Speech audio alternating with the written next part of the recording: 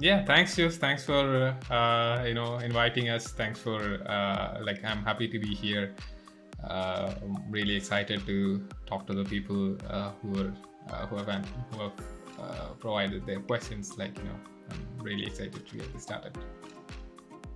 So I'll start with David. He has asked, what were some of the biggest lessons that has impacted the way you work? What was the lesson, and what was it like before and after? So earlier, so when we started building our chatbot, one of the things which we try to do was um, we actually tried to capture every or solve every problem the user has. So one of the side effects for that was we actually added a lot of options, lot of different kind of configurations on the platform, which eventually became like a bloated kind of thing.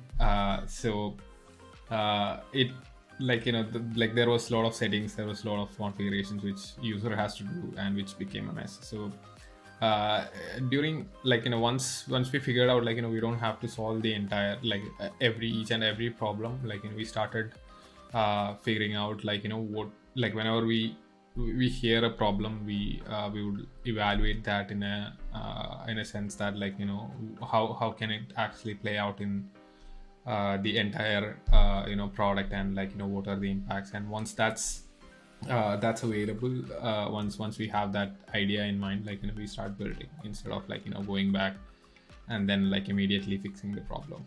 So yeah. Then one another thing is I really like, from Dino, I really like the automatic agent assignment feature of Chatbot. One of the features of Chatbot is real-time reporting. Could you please tell us what it is and how it works? Every business needs to evaluate whether they are providing customer support or customer service in an effective manner. In order to do that, you need metrics. So we in Chatbot, we actually provide to the ability to track and monitor two different important metric, which one is first response time, how much time it takes actually took you to respond to the customer. And the second thing is actually the resolution time. So how much time it actually took you to resolve the entire conversation. And you can actually create your SLAs are built out of these two metrics. So you can actually figure out what's the current SLA, and what's the time which you have spent on each ticket, and based on that you could figure out whether it was effective or not. And one of the things which we are building right now is customer satisfaction surveys. So at the end of every conversation, you can actually send a survey to the user to figure out whether they actually enjoy the conversation with you. That would also give an idea about how agent interacted, or how the entire experience was. And then based on the feedback, you could actually set some KPIs for the business. Let's say you would get at least every positive review in at least in every every interaction. So that's kind of thing which you could do with Chatbot in terms of reporting. But yeah, here is another question. Hey guys, I'm starting my journey in open source and wanted to know what are some practices according to you that makes a person a great maintainer. To me, to become a great maintainer, you'd have to focus on the community. You'd have to encourage new contributors who's coming to the repository. So one of the things which we did initially was to create smaller issues, so that the initial barrier, or the initial hurdle to contribute to the project was very less. And we have done the same for a long time.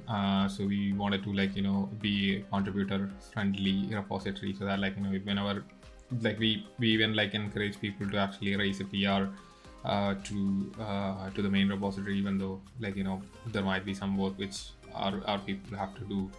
So like the core idea is to actually build or like focus on the community aspect, and then if you encourage a lot of people, then people would actually come to the repository. Yeah. Here is another question from Tumbling Stone. Are you guys fully remote as a team, and how has COVID affected your sales and revenue? I mean, me and my co-founders were working remotely for around 3 years now. We even before Chatwood, we were working remotely with a US-based startup. So we have when we were starting Chatwood, we had that initially in mind, because it gave us flexibility, and it gave us the kind of freedom which a job can offer. So we thought we should actually give that back to the employees as well. So we and even after COVID started 2 years, I think it's almost one and a half years. I haven't seen my co-founders even during this time. We didn't actually meet, but we went to YC. We attended the cohort. We kind of raced around, all doing all working remotely. So yeah, I mean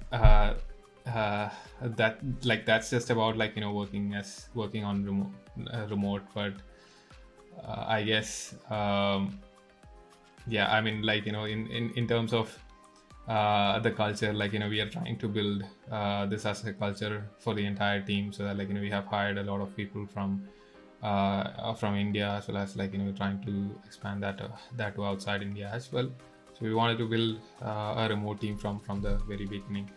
And to answer the second question, how has COVID affected your sales and revenue? We didn't have much impact, to be honest. Probably because we are very early stage, but we have seen a lot of businesses, transforming digitally just because of COVID. So we had a company from a store from Philippines, who have transformed from a physical store to virtual store. So they were using Facebook and Instagram as a medium for selling their products, and that's where Chatwood came into picture. And it was one of the best moments in life, where some guy actually sends you a message that thanks for open sourcing this we should actually set it up and then use it to our use case. So yeah. Which project or concept, according to you, can be the next big thing in open source world? Wishing you guys a successful journey ahead. I think open source is actually seeing it there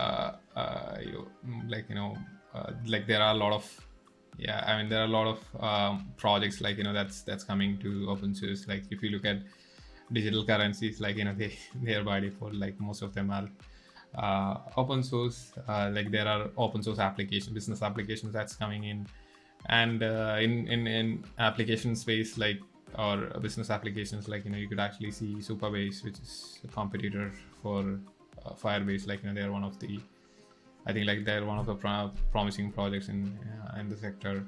And there are a lot of investments that's happening in the business, in open source businesses. So that itself is an indication that there's a lot coming in the next couple of years. So yeah. Thanks guys. It has been a pleasure to be on this session, and I really enjoyed it. It was great chatting with the community and the people around it. So yeah, thanks for that. Bye bye.